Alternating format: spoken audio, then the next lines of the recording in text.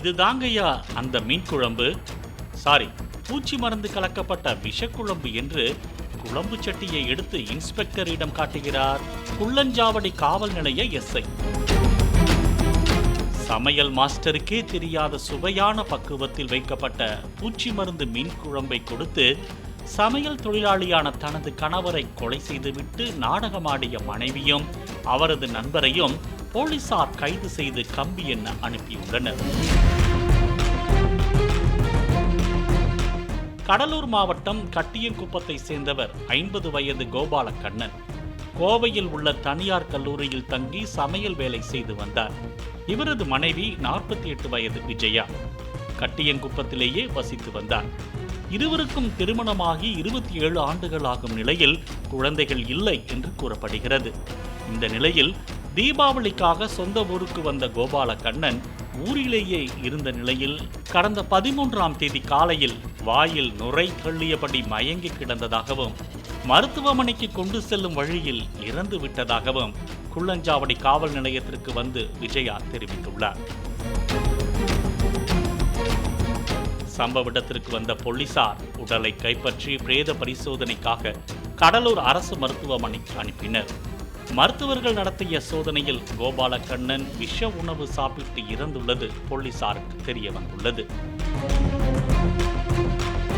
எங்க அண்ணன் அன்னிக்காரி விஷம் வச்சு கொண்டா சார். ஒரு ஆளோட சேர்மனை சேர்ந்து எங்களுக்கு அதுக்கு தண்டனை கொடுக்கணும் சார். எங்களை அக்கா தங்கச்சி யாருன்னு நாங்கள் அவங்களுக்கு எந்த தொடர்பும் கொடுக்கல சார். நம்மள மீன் குழம்புனா என் அண்ணன் விரும்பி சாப்பிடுவான் சார். அதுல விஷத்தை வச்சு கொண்டா சார். எங்களுக்கு பதில் கிடைக்கணும் சார். தனியாக வசித்து வந்த விஜயாவுக்கும் அதே பகுதியை சேர்ந்த 57 வயது தேவநாதனுக்கும் நட்பு ஏற்பட்ட விவகாரம் தீபாவளிக்கு ஊருக்கு வந்த கோபாலக்கண்ணனுக்கு தெரிந்த நிலையில் ஊரிலேயே இருந்து கொண்டு தினமும் மது போதையில் வந்து விஜயாவை அடித்து துன்புறுத்தியதாக கூறப்படுகிறது. மீன் குழம்புல விஷத்தை கொடுத்து எங்கள் அண்ணனை கொன்னுட்டாங்க. இன்னொருத்தர் யாரையே ஒரு ஆளை வச்சுக்கிட்டு எங்கள் அண்ணனை கொன்னுட்டாங்க. எங்கள் அண்ணனுக்கு நீதி கிடைக்கணுங்க. எங்களுக்கு ஒரு நல்ல பதில் கிடைக்கணுங்க.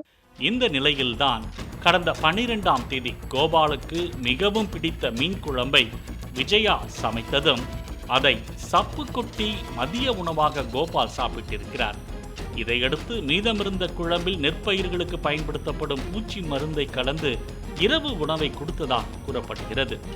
பின்னர் கோபாலக்கண்ணன் தன்னை அடிப்பதாக கூறி இரவில் பக்கத்து வீட்டுக்கு சென்று படுத்திருந்த விஜயா காலையில் வாயில் நுரை தள்ளி கிடந்த கோபாலக்கண்ணனை பார்த்து அக்கம் பக்கத்தினரிடம் காட்டிவிட்டு மருத்துவமனைக்கு கொண்டு சென்றதாக போலீசாரிடம் தெரிவித்துள்ளார். இதையடுத்து குள்ளஞ்சாவடி போலீசார் வழக்கு பதிவு செய்து விஜயாவையும் பூச்சி மருந்து வாங்கி கொடுத்து கொலைக்கு உடந்தையாக இருந்ததாக அவரது நண்பர் தேவநாதனையும் கைது செய்துள்ளனர்.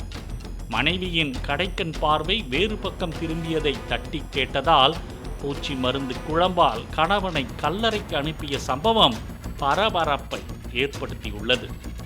பாலிமர் செய்திகளுக்காக கடலூர் செய்தியாளர் லெஸ்ஸி ராஜா.